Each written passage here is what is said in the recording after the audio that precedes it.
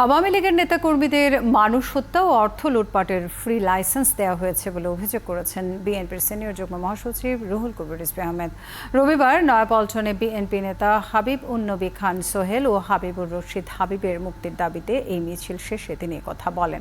রিজভী বলেন, ব্যাংক লুটারদের রক্ষা করতেই বাংলাদেশ ব্যাংকে সাংবাদিকদের প্রবেশ নিষিদ্ধ করা হয়েছে।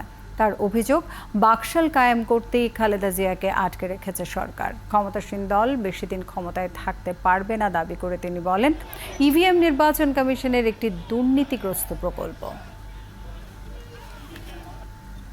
ওদের আদর্শ হচ্ছে লুটপাট, ওদের আদর্শ হচ্ছে ব্যাংক লুট, ওদের আদর্শ হচ্ছে মানুষের অর্থ ভাণ্ডার লুট, জমি জায়গা দখল। যাদের আদর্শ নাই তারা যে কোনো কাজ করতে পারে। ওবায়দুল কাদের সাহেবরা সেই কাজই করছেন।